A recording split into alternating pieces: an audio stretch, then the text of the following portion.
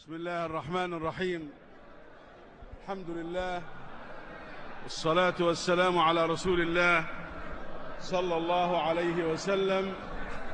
يا ربي لك الحمد كما ينبغي لجلال وجهك وعظيم سلطانك.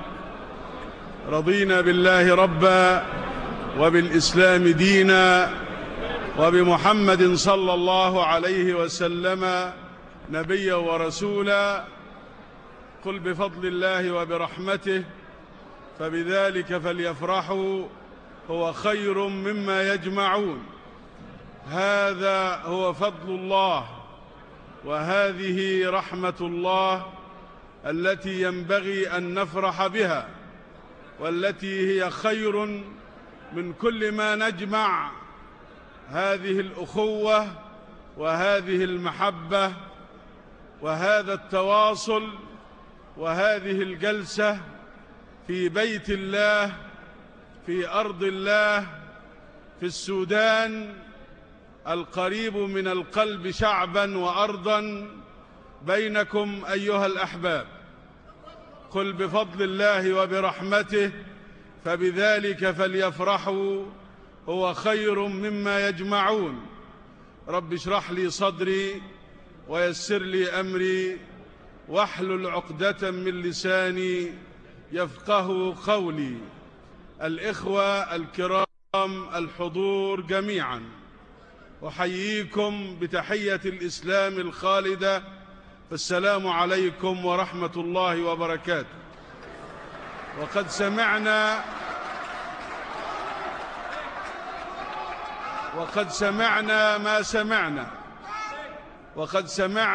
ما سمعنا من خطيبنا أكرمه الله ووفقه دائما لحسن الأداء، الدكتور عصام البشير، وهو هكذا دائما يضع النقاط على الحروف ويبين الأمور كما ينبغي لها أن تكون، ولا أزكيه على الله. لقد لقينا في السودان رئيسا وحكومة وشعبا حفاوة متوقعة، لقينا منهم مقابلة فيها كل معاني الحب والتآخي والامتداد الطبيعي. وجدنا هذه الحفاوة بالأمس واليوم توجت بهذه الكلمات المنيرة من على منبر الإسلام، منبر رسول الله صلى الله عليه وسلم. أيها الأحباب الكرام، أبشروا يا أهل السودان، إخوتي الكرام يا أهل السودان، أبشروا. وأقول لأهل مصر أيضا أبشروا، لأهل السودان أبشروا، فقد نهضت مصر بفضل الله. ولأهل مصر أبشروا، فقد فتح السودان ذراعيه كاملة ليحتضن جزءه الأصيل القريب إلى قلبه في وادي النيل، مصر والمصريين. يا إخوة الإسلام والعروبة في كل مكان أبشروا، فقد قام أبناء مصر إخوانكم شعب مصر، قاموا بعد غفوة وتحركوا بعد كبوة، وها هي مصر كما ترون، مهما كانت الظروف والأحوال تنهض بفضل الله، ثم بجهد وعرق وإرادة وعزيمة أبنائها، يستبشرون بنعمة من الله وفضل، وأن الله لا يضيع أجر المؤمنين الذين استجابوا لله والرسول من بعد ما أصابهم القرح.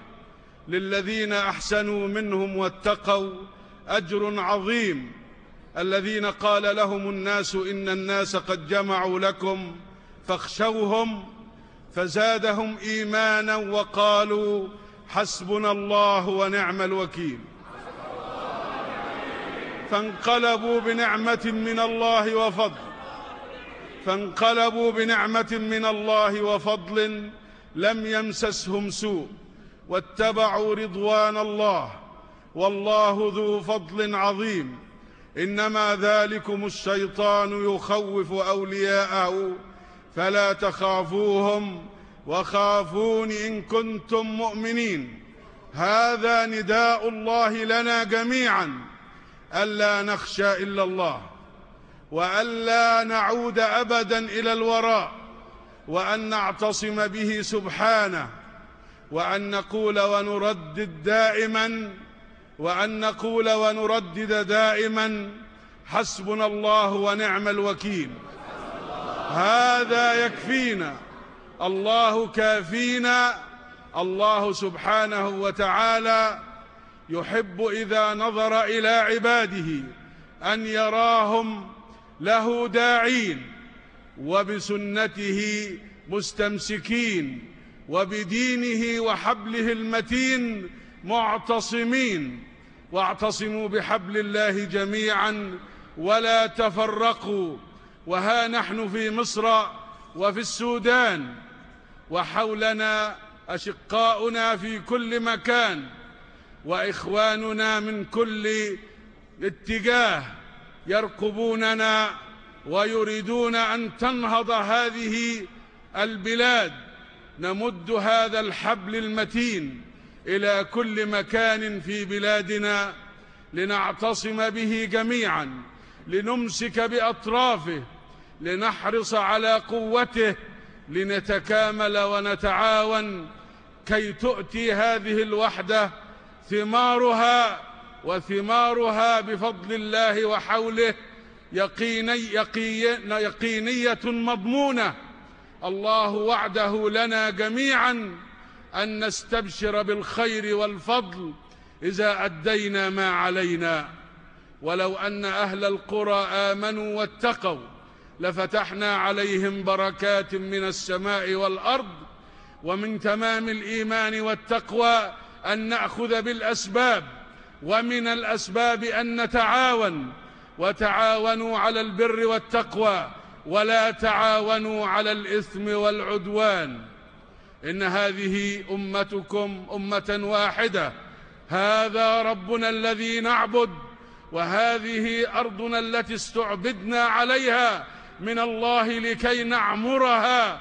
وها نحن نمد أيدينا إلى ربنا لكي يوفقنا سبحانه، نمد أيدينا لبعضنا من تمام عبوديتنا لله أن نتآخى فيه، وأن نتعاون عليه، وأن يعذر بعضنا بعضا فيما وقعنا فيه من اختلاف. ولا أقول خلاف، إنما نحن إن شاء الله في مصر والسودان متكاملون. وها نحن نفتح كل الأبواب، وها نحن نمد الأيادي ونفتح القلوب ونعمل بالعقول، ونتواصى فيما بيننا على الحق وبالحق ونصبر عليه. سنجد لذلك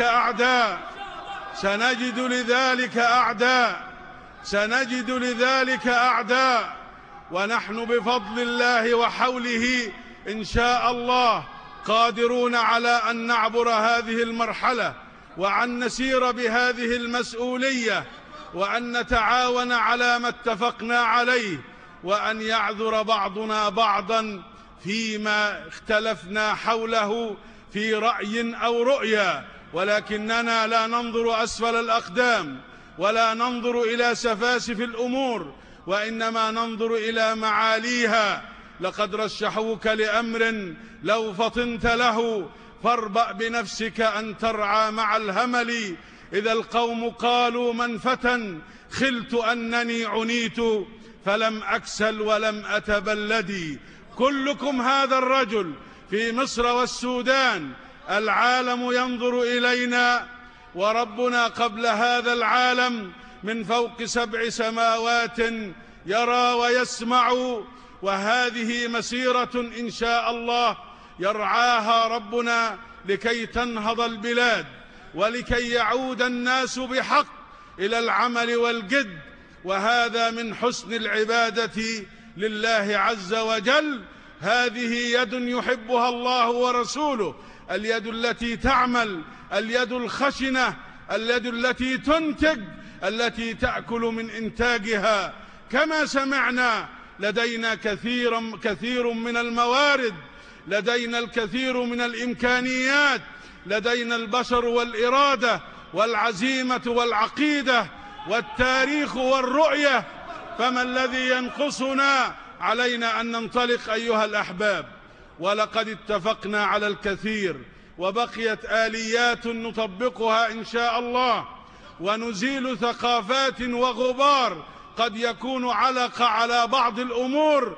ننفض المعدن النفيس الذي هو الحبل المتين الذي يربط الشعبين، يربط شعب مصر والسودان برباط عظيم.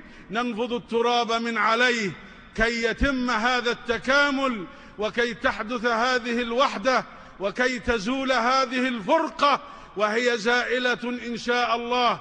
كان ما كان، ولا نبكي على ما كان، وإنما نحن الآن إن شاء الله إلى الغد ماضون. وطن واحد، ونيل واحد، وإرادة واحدة، وقيادة واحدة، وأهداف واحدة. فأبشروا أيها الأحباب. وأريد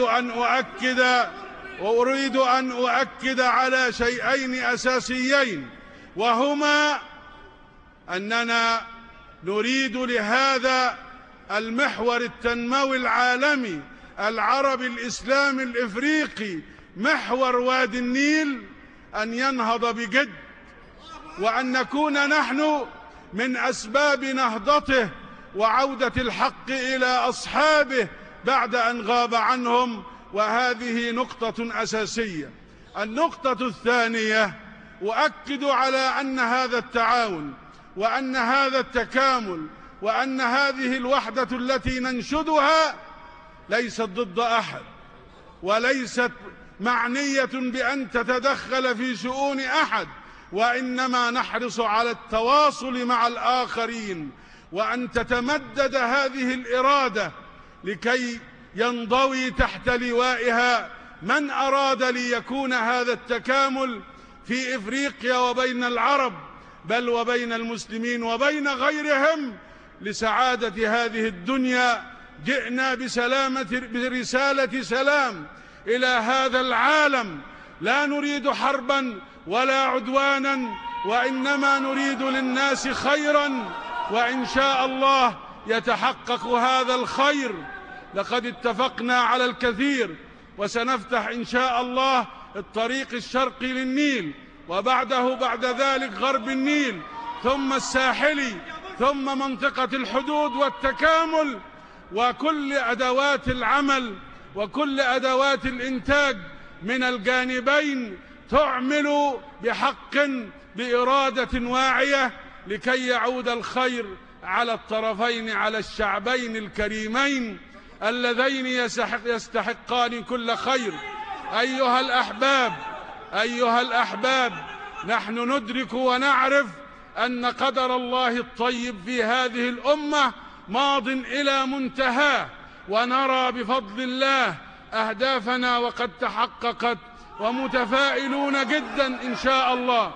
فأبشروا بالخير، أبشروا بالخير، أبشروا بالخير، وإن غدا لناظره قريب، والله هو سبحانه وتعالى الراعي والموفق.